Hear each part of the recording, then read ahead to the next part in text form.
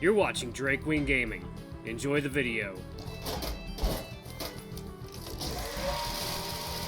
Hey, hey guys and gals, Nary here from Drake Wing Gaming, subbing down toward the Gaming Drag. Today I'm coming back at you to the Let's Play episode of Remake, Sissel's Path. So yeah, let's go ahead and jump right back into it. I'll save the Patreon stuff for the end of the video. Anyway, Alarm Chain, you are up, and let's go. Maybe, where were we at? Right here, okay. Alright. You and Teach, Philip, and Owen, you guys all showed up to drag me out of my little stupor. We camped out in Bradley Woods that night because you all refused to leave me alone with my misery, even though I was being a real ass about it. All that just to make sure I was okay. I felt Sissel squeeze my hand softly with a sheepish smile. I know it was all a dream, but it felt so real, and I'm grateful. You guys had to deal with my moping sessions too much. I want to do better. I want to be better, for you. A bubbly warmth filled my chest. I couldn't help but let out a shaky laugh. You're already a great guy, Sissel. You don't need to do any of that. Of course I don't need to. Just like how you guys don't need to support me at every turn. But I want to. He sighed and stared up at the ceiling. I know I've got a bad habit of throwing a fit whenever people try to help me. Probably because I've always felt a little worthless because of the way I grew up. But, honestly, these past few days, I started to realize how lucky I am to have some of the best friends a guy could ever ask for. Like how much he had my back during the culinary tournament, how Owen and Philip were willing to go through that batshit insane situations for my sake. I want you all to know that I love you, in a weird, hard-to-articulate way. Sissel let out a chuckle. And one day I want to be just as supportive as you. Supportive to you. Not because I owe you anything, but because I want to. Kindness isn't a debt to be repaid. It's a gift. I felt Sissel's arms wrap around me in a tight hug, his warm breath brushing against my cheek. I'm glad to have you in my life, Adrian. A flood of emotions fluttered through my entire body. I could only hug back and nod. If I opened my mouth to say anything, everything would come flooding out, and I didn't want to start sobbing like a baby tonight. And so, I just hugged him back and nodded. Sissel seemed to understand. We held each other for several long moments while he rubbed gentle circles into my back while I tried very hard not to cry. Thankfully, or unfortunately, depending on how you looked at it, we were interrupted by a quiet "aww" from the other side of the room. You guys are so dang sweet, it almost brings a tear to my eye. We both whipped around to see Owen and Philip sitting upright in their bed, watching us intently like a semi-amusing movie. Well, how long have you guys been awake? Long enough. I had no idea you were such a loving little sap. Your reputation as a punk bad boy's in tatters. Oof! Owen continued laughing as Sissel leapt across the room to smother him with a pillow. Philip sighed and barrel rolled away with his booted leg to avoid getting caught in the crossfire. I was thankful for the momentary distraction as I tried to wipe away the tears that were threatening to stain the sheets. Philip cleared his throat loudly. At the risk of sounding like a sappy romantic like Sissel here. Second, water time.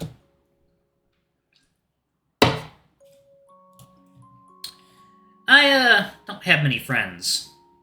Owen managed to poke...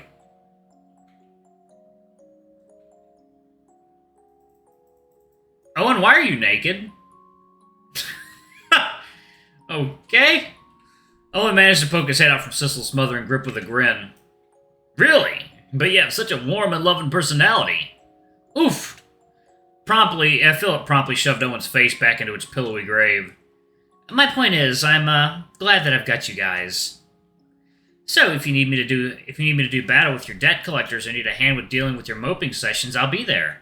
Owen let out a muffled grunt of agreement from underneath the small mountain of bedding. It was all a bit too much for Sissel. He finally released his pillowy death grip, his ears drooping with embarrassment. And you guys call me a sap. It's contagious. We're all gonna be poetry spouting romantics by the end of this. Talking about our feelings. Describing our sappy dreams at 3 a.m. Hugging and holding hands at every chance we get. Sissel spluttered, his face seething red as he pelted us with as many pillows as he could get his hands on. You're all the worst! I take back everything I said earlier!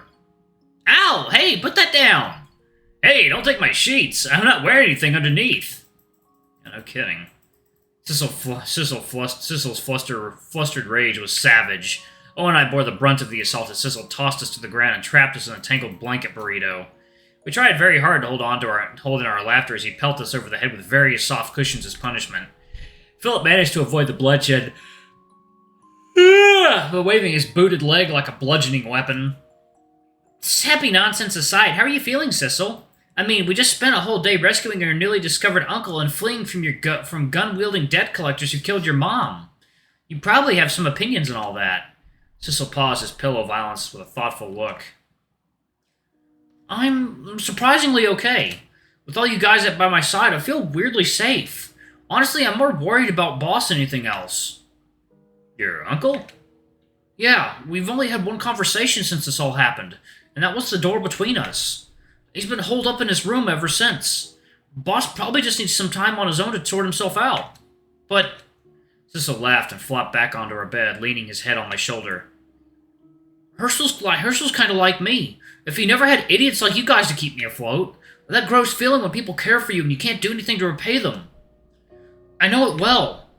Do you have any plans to reach out to him? Sissel shot me a sly grin. I think I'll follow your example and smother him with kindness. I'm like in that weird dream where you dragged me out of my moping shack to camp out in Bradley Woods. I'm gonna make sure he knows I'll be there for him, no matter how mopey he gets. I'll get through to him, just like how you guys got through to me. Aw, so you're going to infect him with your sappiness. Second deal.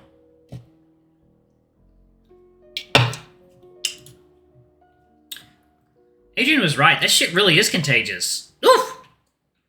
And thus, with one pillow projectile, we promptly learned that the old saying, cats always land on their feet, was a sack of lies.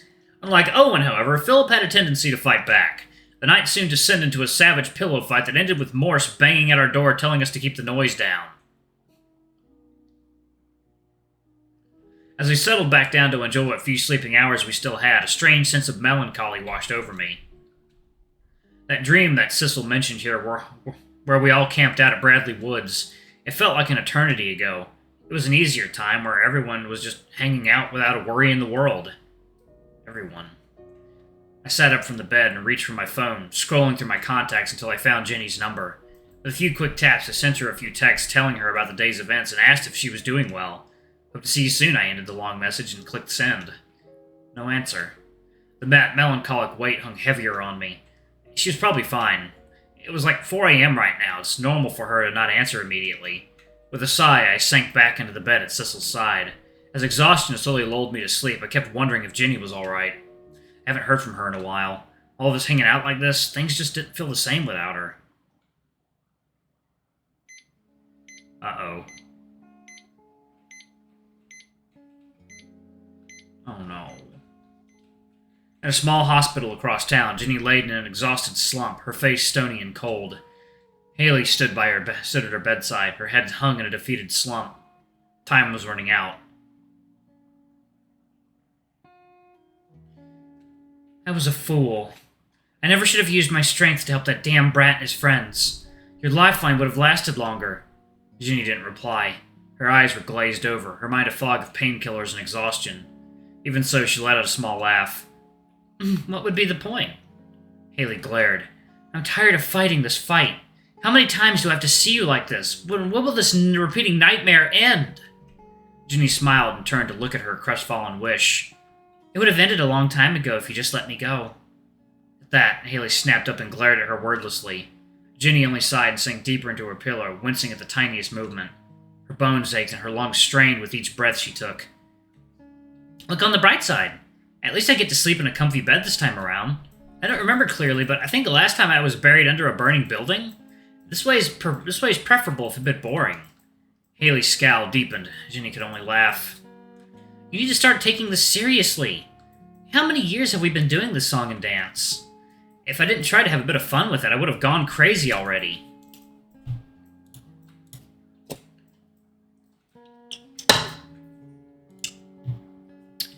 This is fun to you? She shrugged. I got a little bit more time to spend with my friends. For me, that's enough. Suddenly, there was a faint shimmer in the corner of their eyes. A fleck of pale light floated through the open window and hovered into the room like a stray speck of dust. Haley stood up and glared. Well, if it isn't the stray little star. You look awful. A voice chuckled in a quiet, disembodied hum. And you've still got the personality of a wet sponge. Who's really winning here? Hello, you must be Adrian's Wish. What are you doing here? For a moment, the speck shimmered brighter, its glow flooding the room with light. Oh wow, he looks perfect. Echo peered over the sickly girl in the hospital bed. She looked so small and frail, a stark contrast to her usual boisterous self. It was a rather heart-wrenching sight. Ginevra Corliss. I'm out of time. Jinny coughed at a laugh. What a coincidence. Looks like we're both in the same boat. And we both have things we must do before we go. Same boat indeed. She frowned, perplexed. Things to do? What do you mean by that? Adrian and his friends are pushing forward, weaving a new future for themselves. But I don't think they'll quite reach it without you. I appreciate the compliment, but I don't think they need sickly old me with them. They seem to be doing fine so far. You're their friend. They need you. Haley glared coldly. She has given more than enough already, and she has nothing left to give. You and your friends have returned her efforts with nothing but a quickened end. Jinny weakly reached out and grasped the edge of Haley's sleeve. The ashen wish halted with an incredulous look. It's fine, Haley. I would have it no other way. Haley gritted her teeth and sat back down, arms crossed. Echo watched them quietly, his gaze drifting from Haley and then back towards Jinny. What was it that you wished for all those years ago? I wanted just a little more time. Echo smiled gently. You will have it.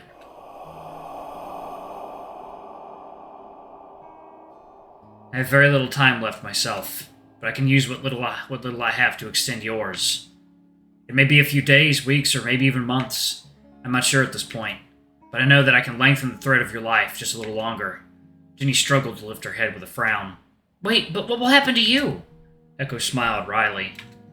With some luck, maybe that thing and I will finally disappear for good. He turned towards Haley, who was watching him quietly, her face torn between disdain and gratitude. Protecting Jinny is my job. I know, but the past few weeks have taught me that there is a beauty in accepting help from others, despite feeling unworthy of it. Haley said nothing, her brow furrowed in a bitter frown. Echo's face softened as he smiled.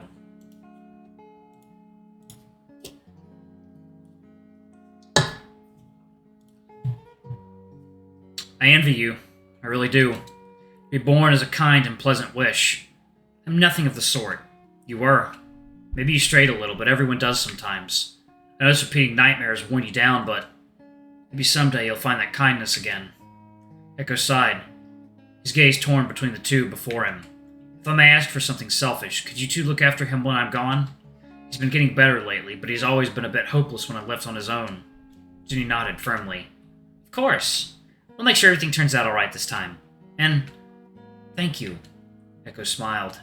Don't look so sad about it. What's that thing you always say? I'll see you again soon.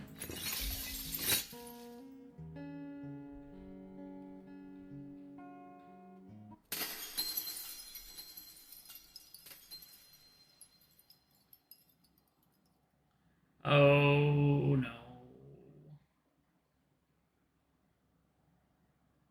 Day 14. It's just potatoes. God damn it, Echo. Did you restart the fucking potato famine all over again?